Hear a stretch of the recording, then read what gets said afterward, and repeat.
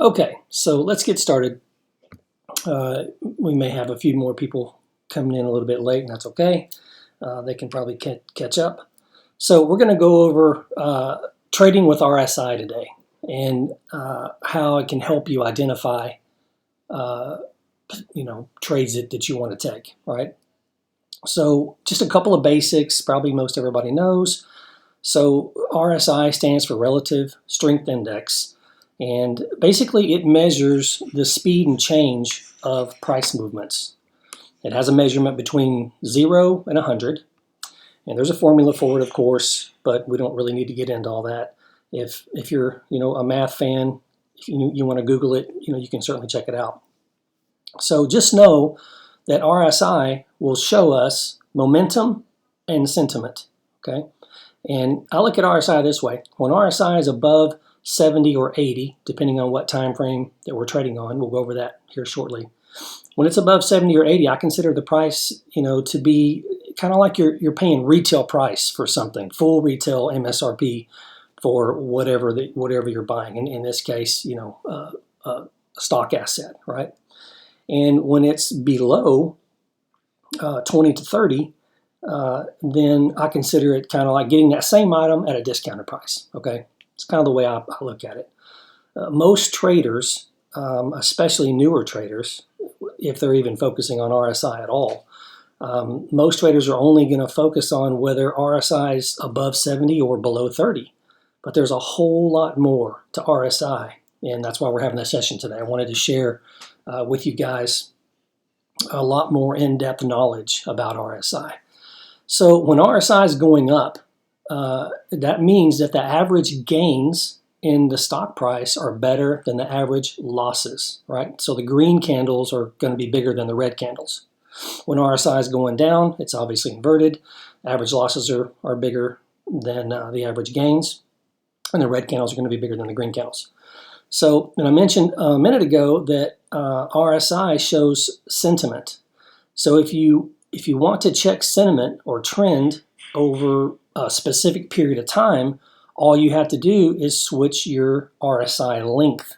So let's say that you wanted to look at a daily chart, and maybe you were having a little bit of trouble identifying, the sentiment or the trend during that 1 year time frame.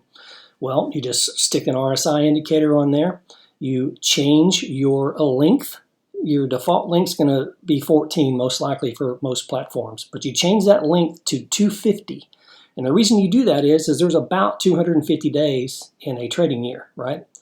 So once you change that to 250, then you're looking back at the last 250 trading days. So, and then if your RSI is above 50, then the sentiment is positive, right? If it's below 50, the sentiment is negative, right? I hope that makes sense. So if you ever have any difficulty identifying that on the daily chart, you can use RSI to tell you right away exactly what the percentage is.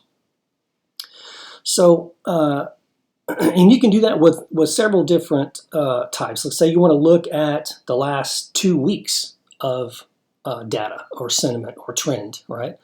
Well, you just change that RSI length to 10, right? Because you're going to have 5 trading days per week times 2 weeks is going to give you the number 10. So you just put that to 10. So you can check sentiment that way. A lot of people don't know to do that with RSI.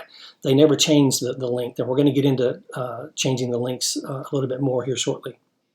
So do we enter a long position when RSI is below 30 or a short position when RSI goes above 70? Do we just say, hey, this is a great trade because RSI is, it's overbought or it's oversold? Well, no, definitely not. We want to look at other indications, other signals. Right? We want to make sure that we're at a support level or a resistance level. Maybe we want to look at whether we're breaking a short-term trend. So you never want to just use it by itself. You want to look at other signals, right? What can happen is RSI could just continue to drop, right? I've seen it many times. You guys know I have that scanner that scans all day, and I usually put out the information at the end of the day, stocks that are oversold. And it's oftentimes I'll see a stock on there that has an RSI of 2 or 4. So just because it gets below 30 does not mean that that's a buy signal. We definitely want to pair it up with other signals. So, and like I talked about, we want to pair it up with support, volume, price action, trend lines, things like that. So what RSI does, it gives us another tool that is possibly nodding its head, yes, this looks like a good entry here. Like I always say, I feel like I get a better edge if I have several signals that are all saying, yes, this looks good, right? And RSI is just one more tool, that can give an edge on trades, but never to be used, solely as an entry signal. Okay, let's go over divergence. Sure that there's a lot of people that don't or aren't very familiar with divergence. Okay, so we're going to go over that on this chart here. I just want to get over want to go through a little bit of basics first on RSI. So what divergence is basically is when the price of a stock, all right, so is moving in one direction, but RSI is moving in the opposite direction. All right, so let me get my little trend line here. So you can see, actually I'm going to use my screen brusher. So you can see that we're moving down here, right? Our price is going down. We're making lower lows. Switch this here. So we have a low here, we have another low here, and we have another low here, right? But what did RSI do during that? So here was our low here that corresponded with that low, right? And here's our low here that corresponded with that low. And here's our low here that corresponded with that low. So what does that tell us, right? So we have price action is making new lows, but RSI is making new highs. And I have two RSI indicators on here. These are both different lengths. So this is an 11 length, and this one is a 14, which is default. And the reason I have them both on there is because I want to show you guys the difference as to if you don't change your RSI length based on the chart time frame that you're using, you can get some false signals. And we're going to go over that a little bit more. Okay, so back to divergence. So this is what's happening. So whenever divergence is happening, basically the sentiment is on the RSI indicator is actually going up, even though your price action is going down. And what that can indicate is that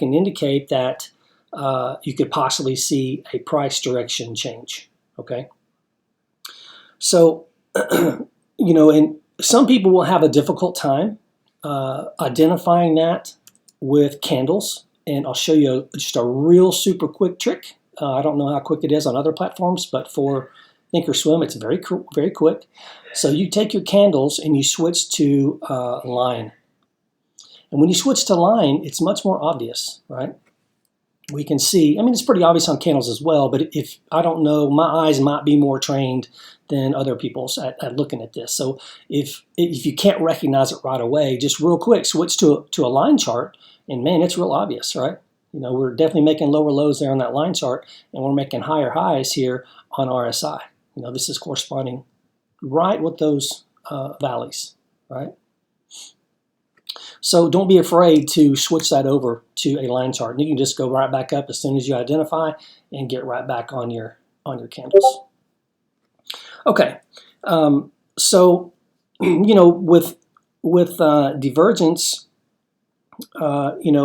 if a stock's making higher highs but RSI is making lower highs, or a stock is making lower lows but RSI is making higher lows, that can tell you that you can possibly be looking for a direction change. And when you pair that up with other indications, other signals that all say, yes, this looks like this may reverse, well, that can really help you out with looking for a possible entry.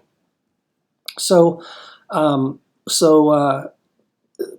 keep in mind, the bigger the divergence, then the more likely that a reversal can take place. So if the divergence occurs in an overbought or oversold area, it's even a stronger indication, right? So like we saw here, we didn't get, you know, anything here. This is our 30 line, right? This yellow line here, and this yellow line up here is our 70 line. So even though both of these here did occur in the oversold area, right? This one did not, but these two did. So that's really kind of telling whenever you have okay, let me back up a second. So we did not have a very large divergence on this particular, you know, because what we have here, we have a mark here and we have a mark here, right? So that's not as big as the difference between here and here. Much bigger divergence. Now, had that divergence happened below 30, right, in the oversold area, then that would have been a really, really stronger indication that you possibly could see a price direction change. So keep that in mind, that the bigger the divergence and where that divergence occurs, okay? If it occurs in the overbought or oversold areas, those can give you stronger indications. Okay, so even if it occurs close to, so the closer that it occurs to those overbought or oversold areas, the stronger the possibility of a direction change is. Okay, so with that said, the biggest indication that you could have basically would be let's say the biggest indication of a reversal to the upside would be a large divergence that occurs inside the oversold zone, right? And the biggest indication of a reversal to the downside would obviously be a large divergence that occurs inside the overbought zone. So again, a good indication, but not quite as good, will be for either of these large divergences to occur at or near the overbought or oversold zones. Okay, so let's look at a couple of different examples here that I have highlighted. You know, of course, I had to do all this beforehand to find some, you know, stocks that basically showed some divergence with it going in the right direction. So here we had divergence, like I showed, right, and we did have a reversal to the upside here. So what else could we be pairing that up with? Well, we could be pairing it up with a support level. We could be pairing it up with taking a look at volume. I can tell you right now, without even looking at the volume, I don't have the volume indicator on here because I want all of our room to be focusing on this RSI stuff. But, you know, looking at the candles here, we know that volume came in. So we pair that up with other signals, and, you know, right away, even if we don't have volume yet, right, or if we haven't come down and hit that support level yet, divergence could tell us beforehand that we could possibly be seeing, you know, a reversal in price direction. Then once you do get those other signals with volume, or it comes down to a trend line support or a support area or VWAP or the 20 EMA, whatever you're trading off of, then it can give you that signal beforehand, right? Again, same thing here. Here we have price is making higher highs, right? So we have a high here, high here, high here, and another high here. Continue to making higher highs. What's RSI doing during that time? It's making lower highs, right? So that's divergence. It's going in the opposite direction. Whenever price and RSI are going in the opposite direction, that's divergence. And you want to keep an eye out for that. So when price is making higher highs, but RSI is making lower highs, then we might see a price direction change to the downside, right? And that's exactly what we saw here, right after that. Price direction to the downside. Same thing here. We have another example of divergence where price again is making higher highs, right? This was actually the high of the day. This was Tesla on Friday, by the way. And so we were making higher highs, but look what RSI was doing. It didn't even get above the 70 line here, and there it was over the 70 line. Now that's not a large divergence, but it is some divergence, right? And it did occur very close to the overbought zone, which makes it a fairly strong indication. And look how early that indication was for us. You know, we saw no sign yet, really, other than the high of day, that we might see a pullback. But this gave us a pretty early indication that there might be a pullback incoming. If you can see my line here lined up with that, where we saw that divergence take place, we were still on that green candle on the high of the day. And then look what happened afterwards. What happened afterwards, we had a little bit of consolidation here, and then boom, right on down. Okay, so that's some examples of divergence. I want to show you one example. I'm going to give you some more examples later, but I'm going to show you an example of RSI breaking a trend line. So I know you guys are probably thinking, what are you talking about, Doc? You don't draw trend lines on RSI. Well, yes, you can, and it works. It really does. So here's an example right here. So I've already pre-drawn this trend line here. And so we basically just drew a trend line on RSI, right? And then look at where RSI broke this trend line. It broke this trend line right there. And look at what candle we were at. So keep in mind, we're coming to the bottom of a downtrend here. Saw a little bit of buying there. Then we had a doji, right? So what does a doji indicate at the bottom of a downtrend or at the top of an uptrend? It indicates that you could possibly see a price direction change, right? Now we couple that up with the fact that now we have an RSI breaking of the trend line, right? And then if we look at volume, if we have increased relative volume, well, and maybe we're at a support level as well, then those are all positive long signals, right?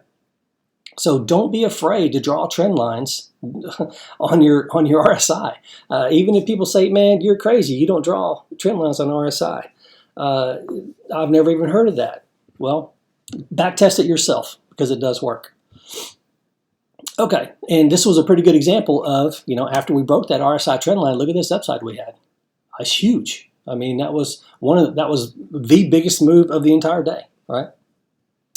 But of course, nothing works 100% of the time, but it can give you yet again another signal, right? Okay, so let's move on to how important is it to use the correct RSI length. So I'm going to show you just a few things. So this is an RSI 11. First of all, let me tell you real quick what I prefer to use. As a matter of fact, I think I have it on the next ticker. So I like to use a length 11 on the 5-minute chart, which is what we're on right here with Tesla. And where you change that is you just go into your studies, right? And you go to RSI, you click the little gear wheel, and you just change it right here. This is your length. You can change it to whatever you want to. Like I said, I like length 11 for the 5-minute chart. And most platforms are going to default at 14. And I can tell you that, in my opinion, it's very important. RSI length is very important because I don't think that one size fits all time frames at all. And I think that most traders would agree with that. Okay, so let's switch over here and take a look at, here, let me show you just a couple of examples here on these differences. So here we have an 11 length, and here we have a 14 length. So just take a look at it. You can see the differences. Yeah, we did have a break above here. But look here, we had a break above here, and we saw a pullback, but we didn't actually get into, we got real close, but we didn't get into the overbought zone if you're using a 14 length, right? Same thing here. One thing that I'll tell you now is that using a 14 length versus using an 11 length on a 5-minute chart is not going to be a huge difference. You are going to miss some signals, but it's not near as significant as using a 14 length RSI on a 1-minute chart.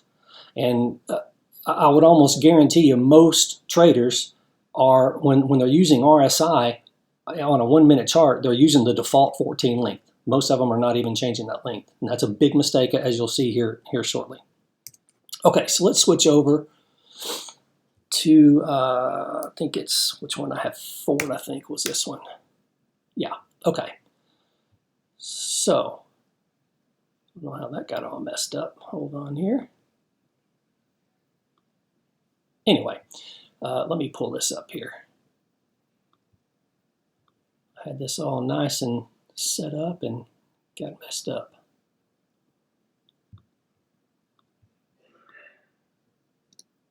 Okay, so here are my preferences. You guys are certainly welcome to use what I use, but what I would recommend, is everybody's trading style is a little bit different. As I would recommend that whatever length you use for a particular time frame, that you go and back test it and make sure that coincides with your personality, your trading style, your strategy that you're using, and things like that. But for me, these are the links that I like to use. For a 1 minute chart, I use a 4 length, and I change the 70-30 to 80-20. On a 5 minute chart, I leave everything else other than a 1 minute on 70-30.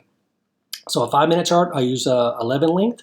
15-30 and 1 hour chart, I use a 14. 4 hour chart, I use a 16. And a daily chart, I use a 20. So you have to keep in mind, this is how far back you're looking, right? And to me, when you're looking at a daily chart, typically when we're looking at a daily chart, we're looking for, a lot of times we're looking for a swing trade. Well, if you're only looking back 14 periods, to me, that's just not long enough. So I prefer a 20 for swings on a daily chart. And there are some times that I'll look at a 14 on a daily chart for day trades, if we're looking for inside bars or daily chart setups or whatever. Okay, so here again we have forward. We're going to change this to that's why it was messed up, I think, here we go. Okay, so we're looking at forward on a 1 minute, all right? And this is where you're going to really see the difference of using, let me switch my RSI here.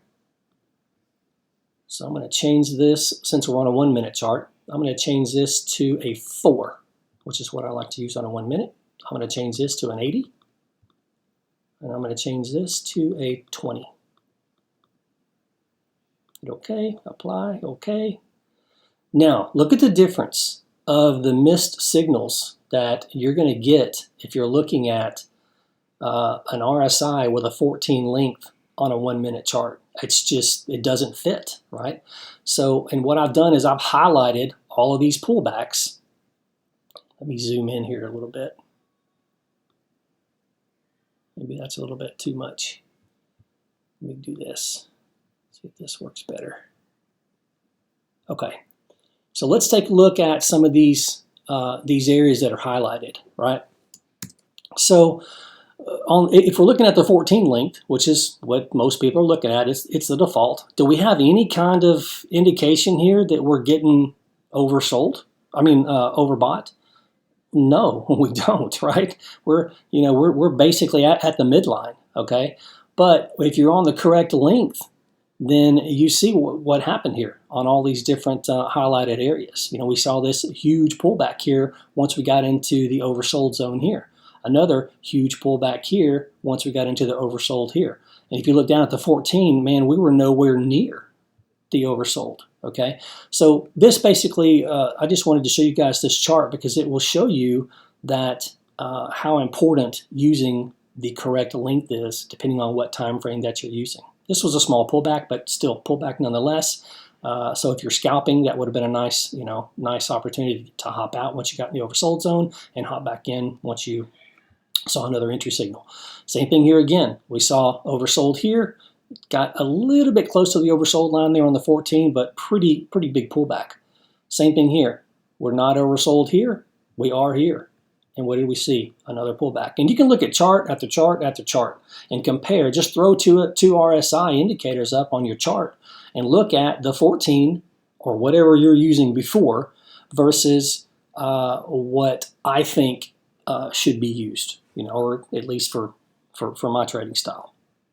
So that's what I wanted to point out there is the importance of using the correct RSI length on different time frames. Okay, so let me hop back out of this one here. Let's see what's next here. All right, so we talked about that 14.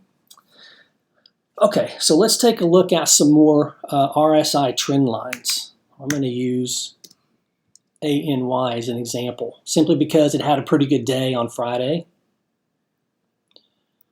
Let me back out of this a tad here. Maybe back in a little. Okay, so we're looking at RSI trend lines. So I'm going to change this. Let's see here, I was on a 5 minute. Let's do 5 minute here. I'm going to change, I have to change my RSI back because I'm now on a 5 minute chart. Wrong button. So we're going to change this back to an 11. Change this back to 70. And this back to 30. Okay, apply and okay. You know, and I'm just changing it on the same chart. Whenever you have different charts, you're going to just keep that same RSI on that particular chart. You won't have to change it every time. I'm just changing it because I'm, you know, only using one chart here. But on all of my different charts that I have, I don't ever have to change them because I'm using multiple charts. Okay, so I've drawn some trend lines here. And I want to show you guys what happened in this whenever RSI broke these trend lines. So I just drew a trend line, just like you would if you were drawing it on candles, right? Drew a trend line here. And once we saw that trend line break, which was right here, look what happened. Came down, right? It basically broke that trend line support. Up here, we actually broke trend line resistance, right?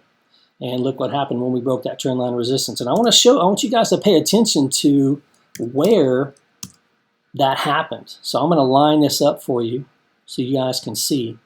And when we broke downward, we had already had one red candle, okay? Small red candle, but it got much worse, as you can see. Here, this actually gave us a signal, I believe, right on that first green candle, whenever we broke that trend line resistance there, and we saw some upside. Here, once again, we broke down on the trend line resistance down there, and we saw downside. Here again, we broke trend line resistance here, which actually was pretty much on the red candle, right? So it gave us a fairly early signal that we were breaking that trend line resistance, and we saw some upside. Again here, broke trend line resistance and saw some upside. Here again, broke trend line resistance, saw some upside. Again here, broke trend line resistance, saw some upside. Here we broke trend line support, and what do we have? Downside, right? So, and you guys can just look at as many charts as you want. Like I always say, that's the great thing about having these charts is you have all of the history and data that you could ever want. Just go back and you know, whenever you have some spare time, go back and throw an RSI indicator up on there, draw you some trend lines, and see how price acted. So it's just yet another RSI tool aside from just looking at 70-30, right? So we have divergence, we have RSI trend lines, we have a lot of other things that we can look at other than just looking at a 14-period 70-30, which is what most people think RSI is all about. And that's certainly not the case. Okay, so let's go and look at one other thing here. I'm going to look at IWM. Let's say we wanted to trade some options on IWM on Friday. This is all of these tickers are all Friday. And again, we're going to stick with a 5-minute chart here. Okay, so pretty much what this is we're going to simulate a possible trade here on this IWM. We're going to see if the trade looks good, right? So the scenario is that you know, we're watching IWM because you know we're thinking that the market has been down pretty bad for the week, and we're thinking we might have a little bit of market bounce on Friday. We've seen that the last few Fridays. We've had a little bit of market bounce on Fridays.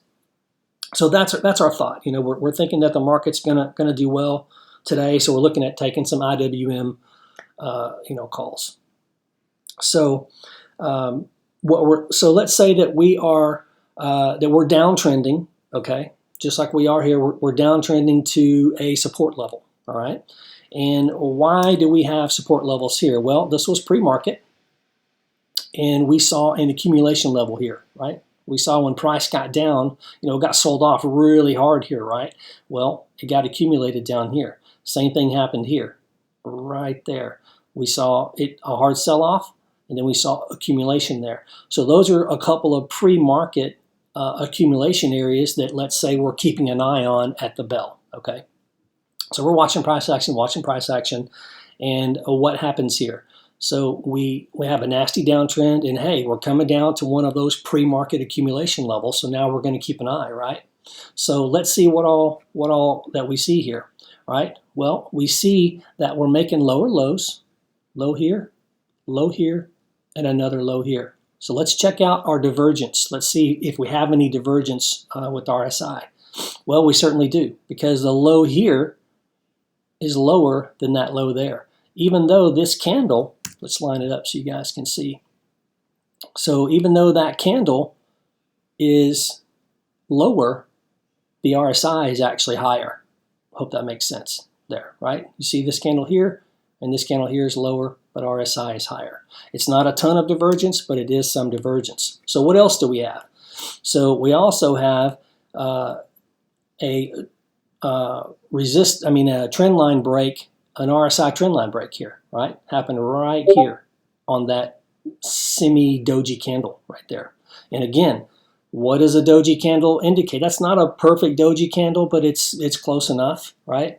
We're definitely seeing in both of those two candles right here, these two with the wicks. Oops, turn my drawing tool back on. So these two candles, those two wicks right there, they're definitely recognizing that pre-market accumulation area, right? And we see that by those two bottom wicks. So we're seeing that in this particular scenario that that support level is being respected, okay? Now, what else do we have? So we have a break of RSI trend line here.